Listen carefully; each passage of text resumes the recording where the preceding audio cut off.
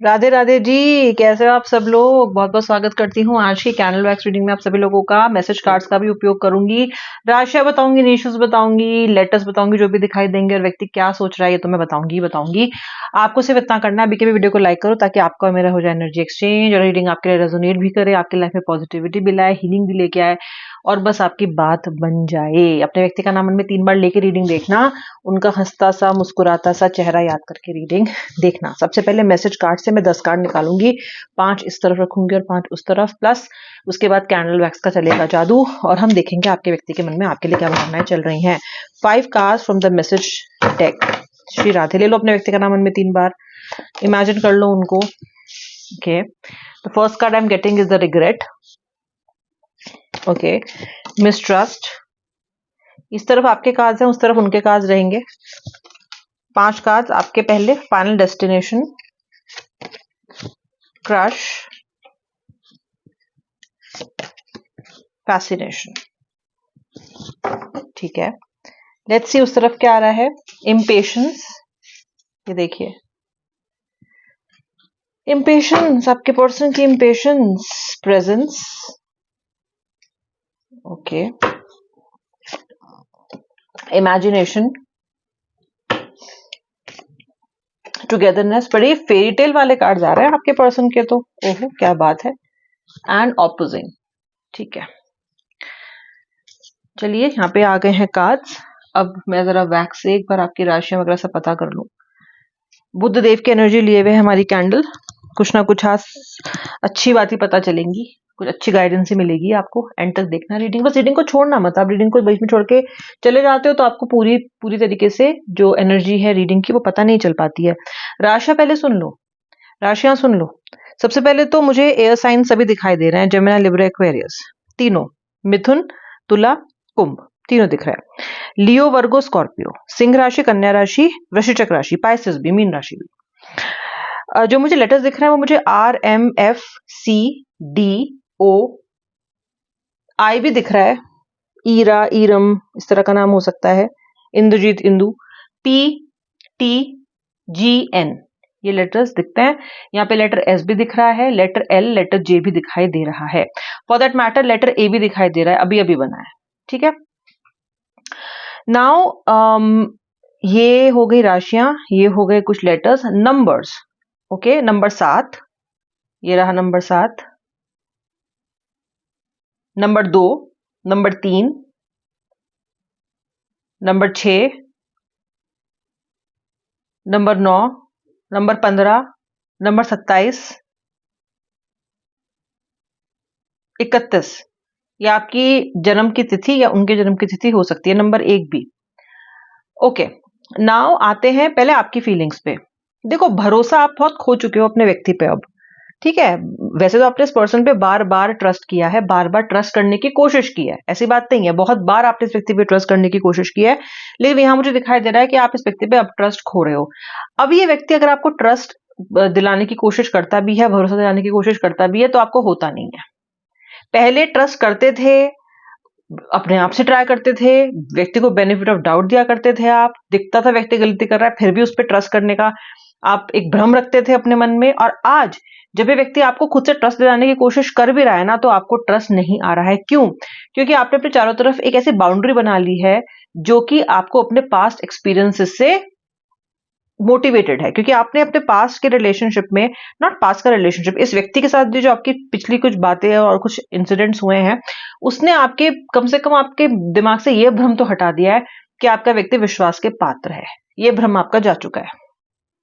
ठीक है, अब तो आप इस व्यक्ति को जो एक्सेप्ट भी करोगे आगे आने वाले टाइम में, वो इसी के साथ करोगे कि ये तो तलवार लटकी ही रहेगी हमेशा आपके सर पे कि ट्रस्ट ये आपका व्यक्ति तोड़ सकता है। ये बात आप जानते हो, क्योंकि आपने अपने व्यक्ति को इस ट्रस्ट के कसौटी पे बहुत बार कसने की और बहुत बार परखने की कोशिश की है, और ये व्यक्ति टाइम एंड अगेन फेल होता रहा है। ये जो मिसट्रस्ट है आपका, ये आपके लिए रिग्रेट की भावना को भी दिखा रहा है। ये ट्रस्ट ये भी दिखा रहा है कि आप रिग्रेट करते हो उस दिन का जब आप इससे मिले।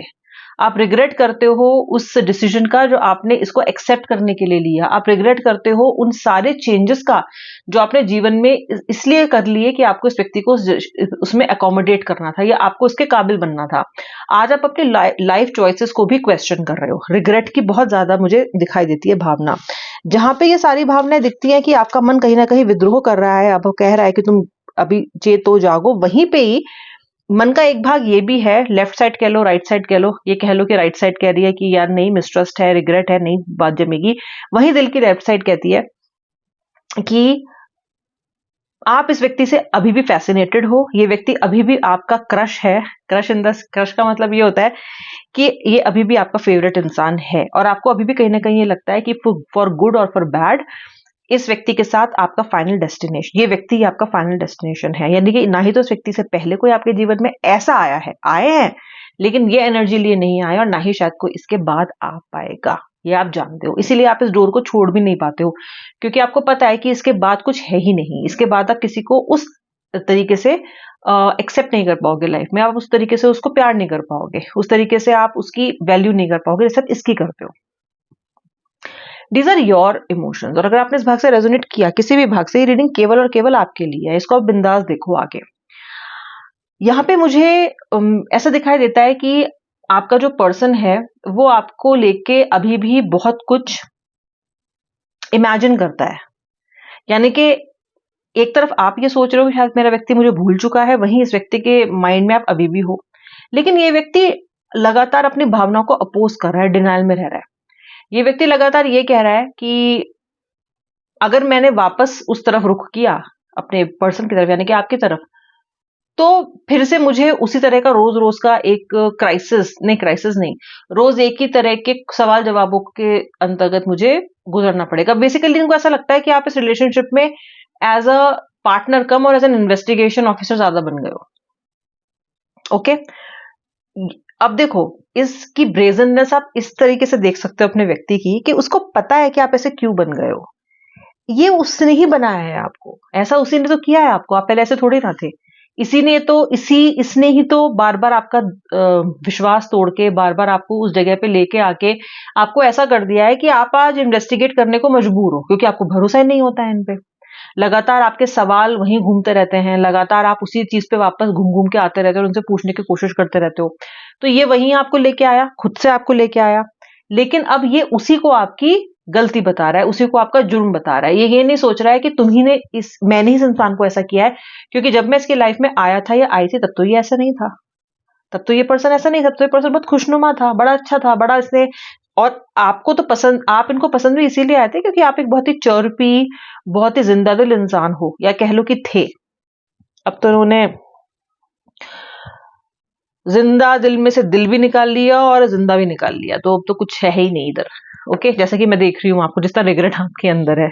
ओके, तो इस व्यक्ति को ये अंदाजा अभी भी नहीं है कि इस स्थिति में आज आपको यही लेके आए हैं, तो इनका आपको ब्लेम करने का बनता नहीं है, मौलिक हक इनका नहीं है, इनका मॉरल राइट नहीं है इस बात का कि आपसे ये कह सके कि तुमने इसको इन्वेस्टिगेशन बना लिया, बिकॉज इसके अलावा आपके पास कोई चारा भी नहीं था।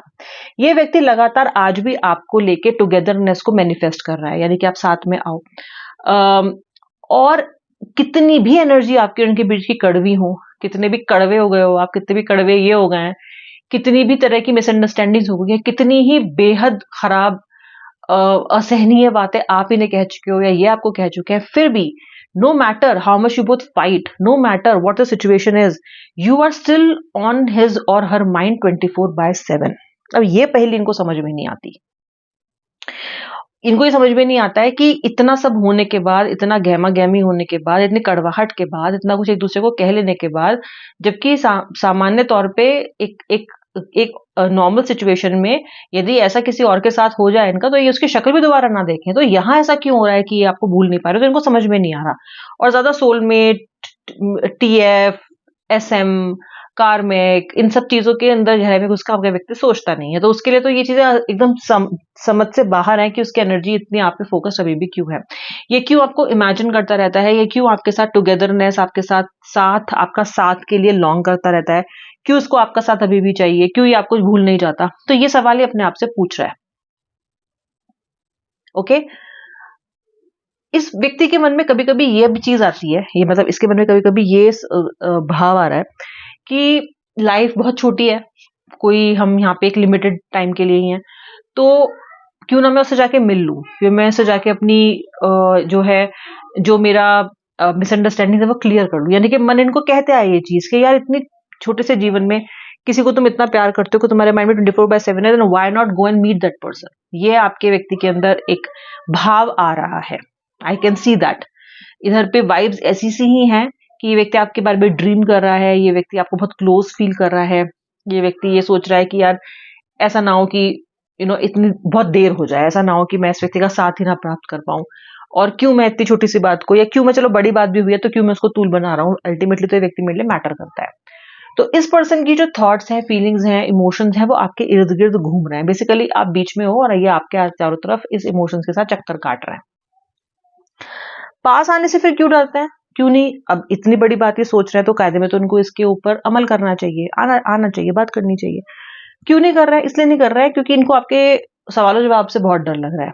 इनको ऐसा लग रहा है कि ये फिर से आपको कन्विंस नहीं कर पाएंगे, और ये आप फिर से वही क्वेश्चन पूछेंगे, और कहीं ना कहीं गलती इनकी भी रही है, तो फिर से यही होगा कि आप दोनों एक मिडिल ग्राउंड में पहुंच नहीं पाओगे और अलग हो जाओगे, दूर हो जाओगे। तो जब अलग और दूर होना ही है, जब पता ही है कि इसका अंजाम यही है, तो मैं फिर ट्राई ही क्यों करूं?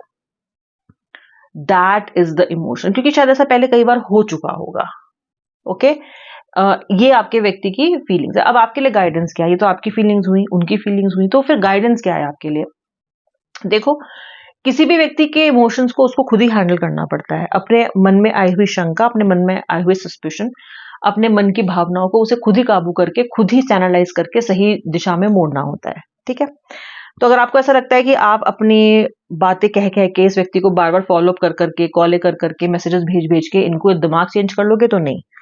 आपका पर्सन ये समझ रहा है कि उसको आपके पास लौटना है, क्योंकि life is too short to be away from you for a very very long time, और to be away from you for ever.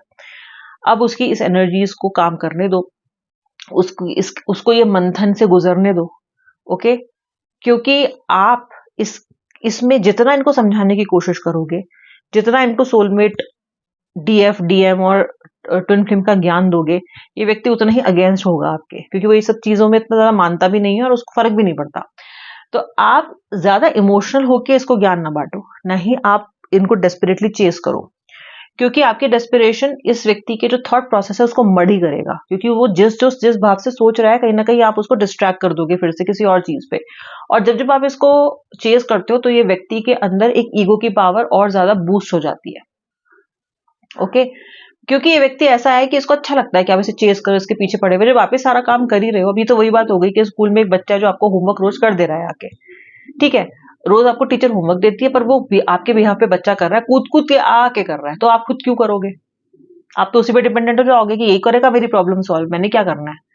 ठीक है, लेकिन होमवर्क उसका, जिम्मेदारी उसकी, ठीक है, पीछे आप पड़े हुए हो उसके, खुद का होमवर्क तो आप करते नहीं हो, सामने वाला करने के लिए आप बेकरार रहते हो। मैं आपको बोलूंगी बहुत ही सिंपल शब्दों में, इसको इसका होमवर्क खुद करने दो। ओके, ये जो आपने बार बार इसको जो स्पून फीडिंग की आदत डाली हुई है बार बार, कि भाई I will solve the problem, मैं ठीक कर लूंगी, मैं एडजस्ट कर लूंगा, मैं ये कर लूंगा, मैं ये बात सुन लो, ये उसको छोड़ दो। ठीक है, उसको उसकी होमवर्क खुद करने की आदत डालो, क्योंकि आपका खुद का पेंडिंग हुआ पड़ा है बहुत। खुद की सेहत, खुद का करियर, खुद का दिमाग, खुद के तो बाल झड़ रहे हैं, खुद के तो आगे जो गड्ढे हो गए हैं आपके, सेहत पे ध्यान नहीं दे रहे हो, 10 चीजें आपकी, तो उसको तो करो पहले, इसको करने दो, और इस विश्वास के साथ करने दो कि अगर आपको किसी और चीज पे भी भरोसा नहीं है, तो इस व्यक्ति के प्रति अपनी डेडिकेशन और अपने प्यार पे भरोसा रखो, और उससे भी ज्यादा ऊपर महादेव पे भरोसा रखो। ये जो आपके ना भरोसा करने की जो प्रॉब्लम है ना, ये भी आपको लगातार on your toes, anxious mind में रखती है। So just relax, have some fun, take things little lightly.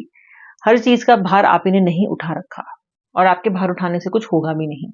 जिसका भार है वही उठाएगा, जिसका काम उसी को साजे, और करे तो डंडा बाजे। यानी कि जिसका कार्य दिया गया है जिसको, उसको करने दो। जब तक वो अपनी फीलिंग से गुजरेंगे नहीं, जब तक वो अपनी फीलिंग से निकलेंगे नहीं, तब तक उनको वो चीज समझ में नहीं आएगी। हमेशा बोलती हूँ मरे बिना स्वर्ग नहीं।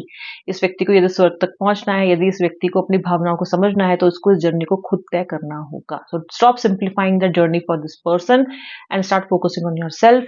ये व्यक्ति तो आपके पास अल्टीमेटली आ ही जाएगा, क्योंकि जो कनेक्शन है वो बहुत बड़ा है आप दोनों के बीच में, बहुत गहरा है आप दोनों के बीच में। ठीक है, आपकी खातिर नहीं आएगा तो कनेक्शन की खातिर आएगा, बट आएगा। ओके, सो आई होप आपने वीडियो को लाइक किया फॉर एनर्जी एक्सचेंज। बताना रीडिंग कैसी लगी, किस भाग से आपने रेजोनेट किया। और मैंने अपने नए चैनल की लिंक डिस्क्रिप्शन बॉक्स में दी हुई है, जाके उसको अभी सब्सक्राइब करो। और आफ्टरनून थॉट्स भी अपने व्यक्ति के देख पाओगे फिर आप, क्योंकि मैं उस चैनल पे आपके पर्सन के आफ्टरनून थॉट्स भी पोस्ट करती हूँ रोज अराउंड 12 PM। अब मिलूंगी नेक्स्ट रीडिंग में, तब तक के लिए जय श्री राधे राधे, हर हर